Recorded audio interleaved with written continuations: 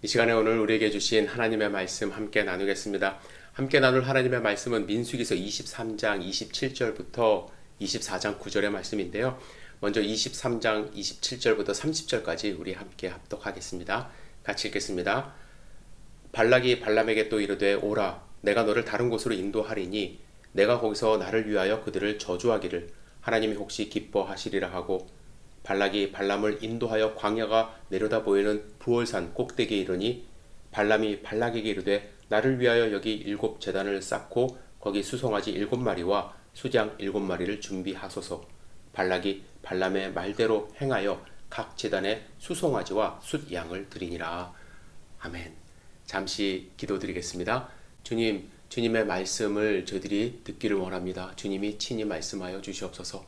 사람의 생각과 또 사람의 말은 가려주시옵시고 오직 하나님의 말씀만 우리 마음밭에 뿌려 30배, 60배, 100배의 결실을 맺을 수 있도록 인도하여 주시옵소서. 성령 하나님 이 시간을 보호하여 주실 것을 믿습니다.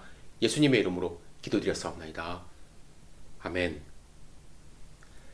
지난 주일에 우리가 함께 말씀을 나눴듯이 지금 이스라엘 백성은 출애굽한 후에 약 40년을 광야에서 지낸 시점에 있습니다.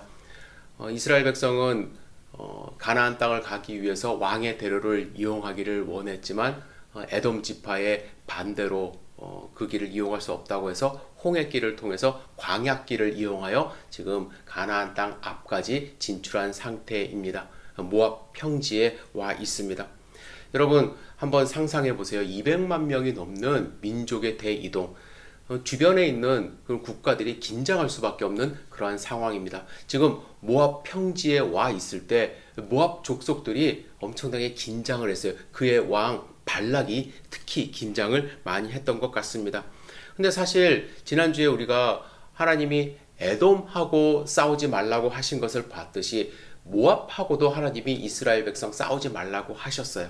에돔은 왜 그랬죠? 그들이 에서의 후예이기 때문에 그렇습니다. 반면에 이 모압은 아브라함의 조카 롯의 자손들이에요. 그래서 하나님이 신명기 2장 8, 9절에 뭐라고 말씀하셨냐면 우리가 세일산에 거주하는 우리 동족 에서의 자손을 떠나서 아라바를 지나서 에랏과 에시온 게벨 곁으로 지나 행진하고 돌이켜 모압 광야길로 지날 때에 여호와께서 내게 이르시되 모압을 괴롭히지 말라. 그와 싸우지도 말라. 그 땅을 내가 내게 기업으로 주지 아니하리니 이는 내가 롯 자손에게 아르를 기업으로 주었음이라. 아멘. 하나님은 이스라엘 백성에게 모압과 절대로 싸우지 말라고 경고하셨지만 모압 지파가 모압 족속이 이 사실을 알지 못했기 때문에 이스라엘 백성을 두려워할 수밖에 없었던 것입니다. 모압 왕 발락이 산 위에 올라가서 이렇게 보니까 이스라엘 백성들이 너무 많아서 뭐라고 표현했냐면 소가 밭의 풀을 뜯어먹음 같이 우리 사방에 있는 것을 다 뜯어먹으리로다. 그들이 우리를 없애겠다. 우리의 먹을 것도 다 가져갈 것이다. 이렇게 표현을 했습니다. 그래서 발락 왕은 고민하면서 어떻게 하면 이스라엘 백성을 이길 수 있을까? 고관들을 불러 모으고 장로들과 의논을 합니다. 그래서 메소포타미아의 부돌에 있는 발람이라는 주술사가 있는데 그를 불러와서 이스라엘을 저주하면 된다. 이렇게 결론을 내렸어요. 그래서 금은 보화를 고관들이 싸가지고 가서 이제 발람을 회유합니다. 하지만 하나님이 발람에게 말씀하셔서 절대로 그들과 가지 말라고 하셨습니다. 함께 가지도 말고 저주하지도 말라. 그들은 복을 받은 자들이다 말씀을 하셨습니다.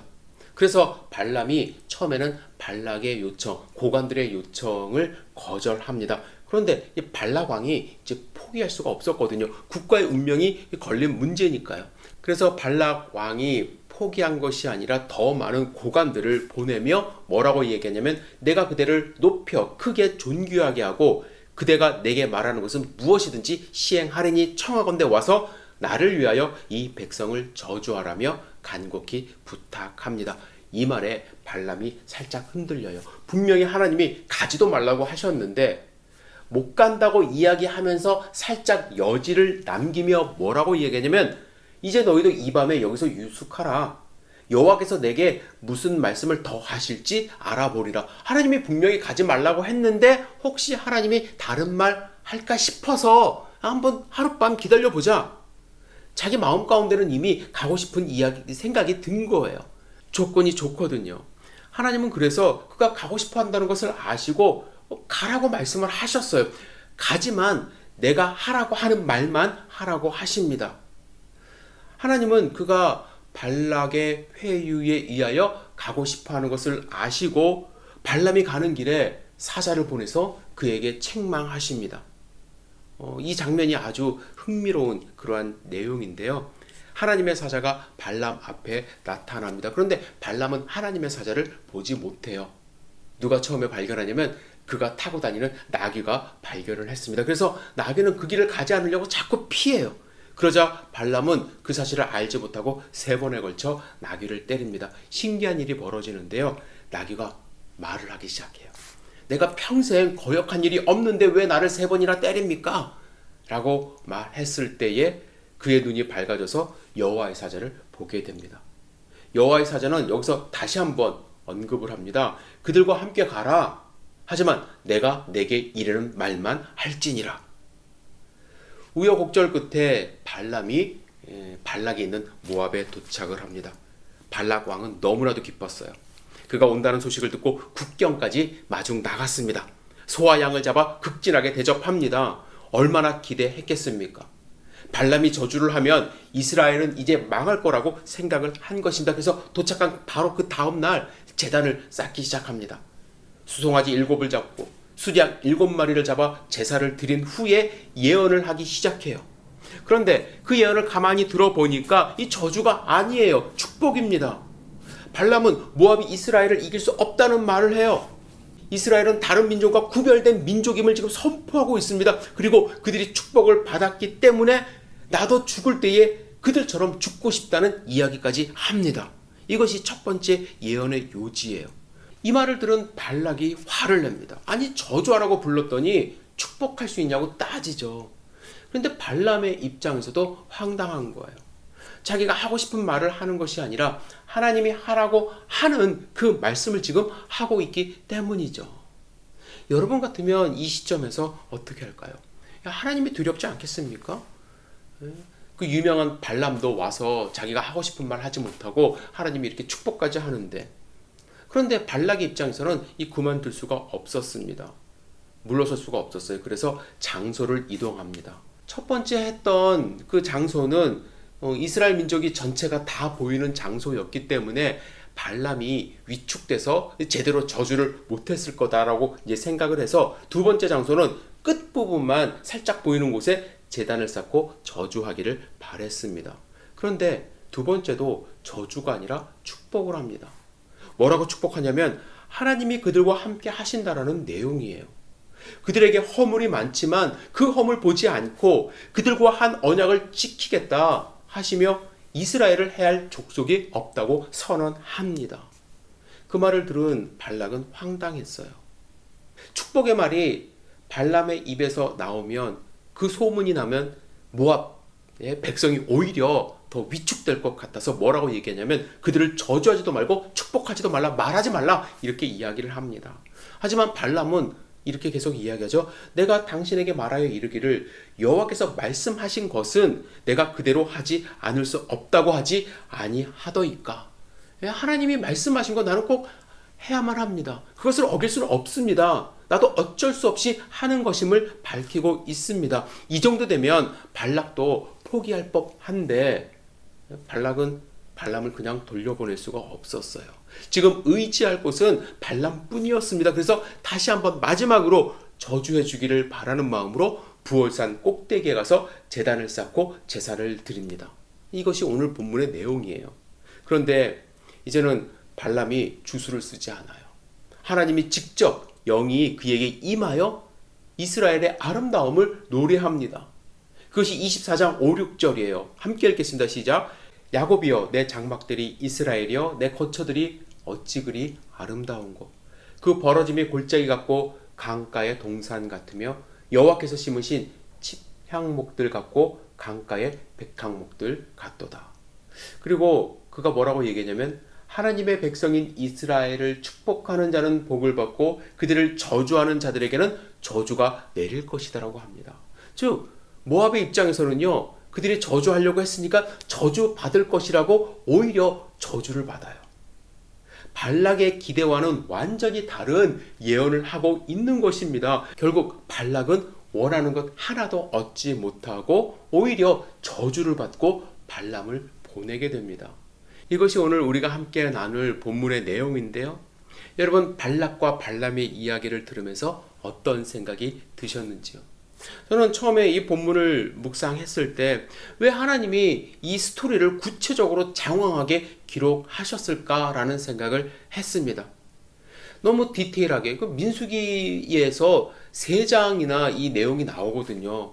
하나님의 말씀 성경 가운데 3장이나 디테일하게 기록되어 있고, 나귀가 말하는 장면도 나오고, 마치 주술사 발람이 엄청나게 큰 능력이 있는 것처럼 묘사되기 때문에 굳이 이렇게까지 기록해야만 했을까? 이 내용을 우리가 알아야 할 필요가 있을까라는 생각을 해봤습니다. 하지만 본문을 묵상하면서 하나님은 이 발람과 발락 이야기를 통해서 우리에게 분명히 전해주시고자 하는 말씀이 있다는 것을 깨달았습니다. 여러분, 한번 생각해 보세요. 우리의 삶을 생각해 보세요. 지금 우리는요, 이스라엘 백성들처럼 광야의 삶을 살고 있다라는 거예요.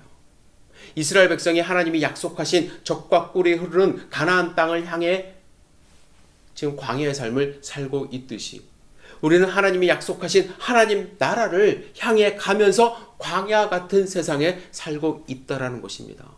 물론 물리적인 환경 더할 나위 없이 좋죠. 미국이라는 땅에서 우리는 살고 있어요. 하지만 이스라엘 백성이 매일 아침 만나를 거둬야 하루의 삶을 살아갈 수 있듯이, 우리도 여러분 스스로 일어나서 말씀을 사모하고 그 말씀을 거두지 않으면 우리는 영적으로 굶을 수밖에 없는 이러한 환경 속에서 살아간다라는 거예요. 물리적으로는 풍부한 환경일 수 있지만 심리적으로, 특별히 영적으로 메마른 광야에서 끊임없이 하나님을 갈망하지 않으면 하나님을 결코 경험할 수 없는 이 세상 속에서 우리는 살아가고 있다라는 것입니다. 광야의 삶이 쉽지 않죠. 그래서 이스라엘 백성 자주 애굽을 어떻게 했어요? 그리워하지 않았습니까? 돌아가자고 반란도 일어났습니다. 마찬가지로 하나님의 자녀로 이 세상에서 승리하며 살아가는 것이 결코 쉽지 않기 때문에 하나님을 매일 경험하지 못한 사람들은 다시 세상으로 돌아가고 있는 것이 현실이에요. 이 상황에서 하나님은요, 발람과 발락 이야기를 통해서 우리가 보지 못하는 세상의 또 다른 한 면을 보여주시고자 성경 말씀에 기록했다라고 저는 생각을 해요. 오늘 본문에서 우리가 알 수 있는 것, 세상은 이스라엘 백성을 두려워하고 있다라는 것입니다. 광야에서 40년간 생존한 이스라엘 백성 두려워하고 있어요. 겉으로 보면 초라하기 그지없는 그들입니다. 40년간 광야에서 살았으니까 옷이 제대로 있었겠어요? 제대로 씻었겠어요? 어떻게 보면 거지 집단과 비슷한 그런 모습으로 보일 수도 있지만, 전능하신 하나님이 그들과 함께하고 있기 때문에 세상은 이스라엘을 두려워합니다. 그래서 세상은 그들의 확장을 막고자 최선을 다해요.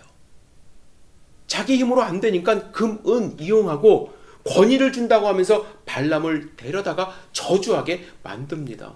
그것도 한 번 끝나는 것이 아니라 2번, 3번 하나님의 백성을 저주하여 하나님 나라 확장을 막고자 혈안이 되어 있는 모습을 보여주세요. 우리가 살고 있는 이 세상 발락 왕과 같다는 것을 알게 하십니다. 우리가 그것을 느껴야 돼요.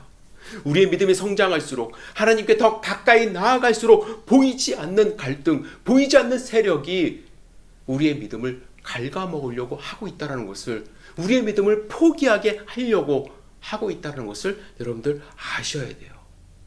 하지만 이스라엘 백성이 보지 못하는 또 다른 한 면을 오늘 본문을 통해서 보게 하시는데, 이스라엘 백성이 알지 못하는 상황에서도 이스라엘 백성을 위하여 일하시는 하나님을 오늘 본문을 통해서 보게 하십니다. 하나님은 발람의 꿈에 나타나셔서 모압 고관들 따라가지 못하도록 말리셨어요. 가는 길에 사자를 보내셔서 그를 경고하셨습니다. 발람의 입을 열어서 이스라엘 백성을 축복하게 하셨습니다. 그런데 중요한 것은요, 이 상황 지금 이스라엘 백성이 알고 있을까요? 모른다라는 거예요. 저는 이런 생각도 해봤어요. 발람이 거짓 선지자 아닙니까? 그렇다면 그가 그냥 이스라엘 백성 저주하도록 내버려 둬도 괜찮은 일 아닌가? 근데 뭐 이렇게까지 하나님이 뒤에서 발람을 막으시고 그가 진짜 힘이 있어서 그런 거 아닌가? 라는 생각도 해보았습니다. 여러분, 그 이유 아셔야 돼요. 발람이 힘이 있기 때문에 하나님이 그런 것이 아니라 세상 사람들 입에서 하나님의 백성을 저주하는 소리 나오는 것, 하나님 듣기 싫으신 거예요. 그리고 행여 발람의 이 저주 소리를 듣고 모압 사람들이 힘을 얻을까? 그것조차 하나님은 싫으셔서 이스라엘 백성 끝까지 지금 보호하고 계시는 것입니다. 그들이 알지 못하는 상황 속에서도. 여러분, 하나님이 보이지 않는다고 하나님이 없는 것 아니죠. 하나님이 보이지 않는다고 하나님이 일하지 않는 것 아닙니다. 지금도 하나님은 하나님을 믿는 여러분과 저를 위하여 발락과 같은 세상 속에서 발람과 같은 거짓 선지자들의 입을 막으시며 우리와 함께하고 계십니다. 여러분, 그 사실을 믿고 의지하십니까? 저는 본문 말씀을 묵상하면서 저의 과거가 많이 떠올랐어요. 저 어렸을 때 부모님께 많이 혼나면서 자랐습니다. 여러분들 가운데 그러신 분들도 있겠지만 형한테 대든다고 혼나기도 하고 여동생 뭐 괴롭힌다고 혼나기도 하고 시험 성적 잘 못 맞아 오면은 혼나기도 하고, 그리고 가장 기억에 남는 사건이 하나 있는데, 고등학교 때 제가 학교 다니면서 친구들하고 싸운 적이 없어요. 싸운 적이 없는데 짝이 너무 괴롭히는 거예요.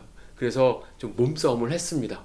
근데 그 모습을 담임 선생님이 보신 거예요. 쉬는 시간에 그런 일이 있었는데 둘을 불러서 교무실에서 혼내시고 반성문을 쓰고 아버지 확인받아 오라고 이제 숙제를 주신 거예요. 근데 도저히 아버지께 그것을 보여드릴 용기가 나질 않는 거예요. 그런데 이제 머리를 막 굴려갖고 어떻게 하면 어떻게 해야 되나. 근데 아버지 도장이 제 서랍 속에 있는 걸 알았거든요.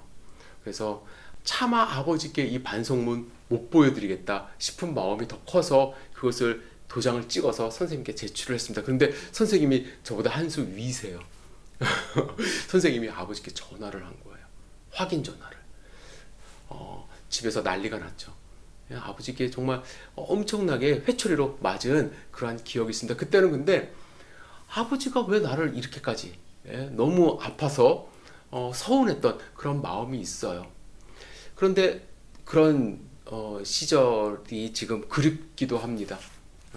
아버지가 저를 위해서 그랬다는 거 알아요. 그리고 한편으로 생각해 봤을 때 내가 아버지를 속이고 아버지 도장을 몰래 찍어가고 아버지 말 안 들었을 때 얼마나 마음이 아프셨을까. 우리 자녀들을 또 키워보니까 부모된 입장에서 만약에 제가 그런 속임수를 당했다면 엄청나게 힘든 그러한 순간순간이었겠구나라는 생각을 해봅니다.